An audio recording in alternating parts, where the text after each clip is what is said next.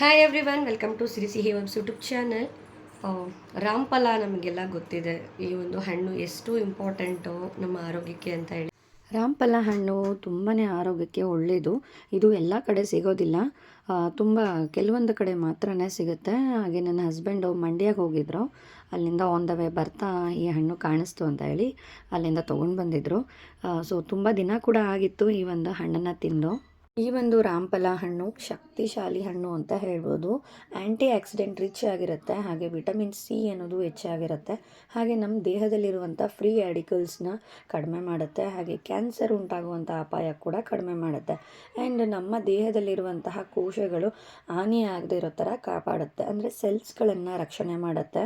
ಹಾಗೆ ನಮ್ಮ ದೇಹದಲ್ಲಿ ಇಮ್ಯುನಿಟಿ ಪವರನ್ನು ಹೆಚ್ಚು ಮಾಡುತ್ತೆ. ಕ್ಯಾನ್ಸರ್ ಕಾಯಿಲೆಗೆ ಈ ಒಂದು ರಾಮಫಲ ಹಣ್ಣು ರಾಮಬಾಣ ಅಂತೇಳಿ ಹೇಳ್ತಾರೆ. ಬಟ್ ರಿಸರ್ಚ್ ಪ್ರಕಾರ ಕಂಪ್ಲೀಟಾಗಿ ಈ ಒಂದು ಹಣ್ಣನ್ನು ತಿನ್ನೋದ್ರಿಂದ ಕ್ಯಾನ್ಸರ್ ಕಾಯಿಲೆನ ಕಂಪ್ಲೀಟಾಗಿ ತಡೆಗಟ್ಬೋದು ಅನ್ನೋದು ಯಾವ ರಿಸರ್ಚ್ ಪ್ರಕಾರ ಕೂಡ ಸಾಬೀತಾಗಿಲ್ಲ. ಬಟ್ ಏನು ಅಂತಂದರೆ ಈ ಕ್ಯಾನ್ಸರ್ ಸೆಲ್ಗಳ ಬೆಳವಣಿಗೆ ಅನ್ನೋದನ್ನು ನಿಧಾನಗೊಳಿಸ್ಬೋದು ಅನ್ನೋದು ಕಂಡುಬಂದಿದೆ. ಈ ಥರ ಹಣ್ಣುಗಳೆಲ್ಲ ನಮಗೆ ರೆಗ್ಯುಲರಾಗಿ ಸಿಗೋದಿಲ್ಲ. ಹಾಗಾಗಿ ಸಿಕ್ಕಾಗ ಈ ಥರ ಒಂದು ಸೀಸನಲ್ ಫ್ರೂಟ್ನ ಅಥವಾ ಈ ಥರ ಒಂದು ಅಪರೂಪಕ್ಕೆ ಸಿಗೋವಂಥ ಹಣ್ಣುಗಳನ್ನು ತಿನ್ನೋದ್ರಿಂದ ಅದರದೇ ಆದಂತಹ ಹೆಲ್ತ್ ಬೆನಿಫಿಟ್ಸ್ಗಳು ನಮಗೆ ಸಿಗುತ್ತೆ. ಈ ಒಂದು ರಾಮಫಲನ ರೆಡ್ ಕಸ್ಟರ್ಡ್ ಆ್ಯಪಲ್ ಅಂತ ಕೂಡ ಕರೀತಾರೆ. ಇದರ ಮೇಲ್ಗಡೆ ಇರುವಂತಹ ಸಿಪ್ಪೆ ಏನಿರುತ್ತೆ ಅದು ಆದಷ್ಟು ಕೆಂಪಾಗಿರುತ್ತೆ. ಇದರಲ್ಲಿ 3 ಥರ ಹಣ್ಣುಗಳನ್ನು ನಾವು ನೋಡ್ಬೋದು. ಒಂದು ಸೀತಾಫಲ, ಹಾಗೆ ರಾಮಫಲ ಆ್ಯಂಡ್ ಇನ್ನೊಂದು ಲಕ್ಷ್ಮಣ ಫಲ. 3 ಕೂಡ ಆಲ್ಮೋಸ್ಟ್ ಒಂದೇ ಜಾತಿಗೆ ಸೇರಿದಂತಹ ಹಣ್ಣುಗಳು. ಒಳಗಡೆ ಕಪ್ಪು ಬೀಜಗಳನ್ನು ನಾವು ನೋಡ್ಬೋದು ಈ ಒಂದು ಹಣ್ಣುಗಳಲ್ಲಿ.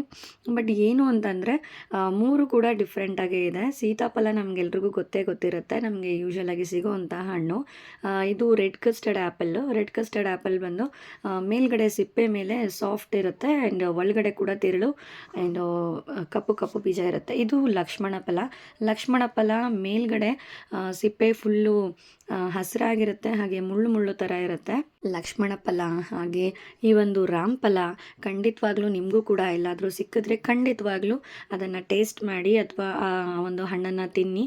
ಬಿಕಾಸ್ ಅದರದ್ದೇ ಆದಂತಹ ಆರೋಗ್ಯದ ಲಾಭಗಳನ್ನು ನಾವು ಪಡ್ಕೊಳ್ಬೇಕು ಅಂತಂದರೆ ಈ ಥರ ಒಂದು ಅಪರೂಪದ ಹಣ್ಣುಗಳನ್ನು ನಾವು ತಿನ್ನಬೇಕಾಗುತ್ತೆ. ಹಾಗಾಗಿ ಆ್ಯಂಡ್ ಈ ಒಂದು ಹಣ್ಣನ್ನು ವಾರಕ್ಕೆ 1 ಬಾರಿ ಅಥವಾ 2 ಬಾರಿ ತಿನ್ಬೋದು. ಹಾಗೆ ದೊಡ್ಡವರು ಕೂಡ ತಿನ್ಬೋದು ಆ್ಯಂಡ್ ಚಿಕ್ಕವರು ಕೂಡ ಕೊಡ್ಬೋದು. ಹಾಗೆ ಪ್ರೆಗ್ನೆಂಟ್ ಲೇಡೀಸ್ ಮಾತ್ರ ಸ್ವಲ್ಪ ಕಮ್ಮಿ ತಿನ್ನಬೇಕಾಗುತ್ತೆ, ಹೆಚ್ಚಾಗಿ ಈ ಹಣ್ಣನ್ನು ತಿನ್ನಬಾರ್ದು. Thank you so much for watching my video.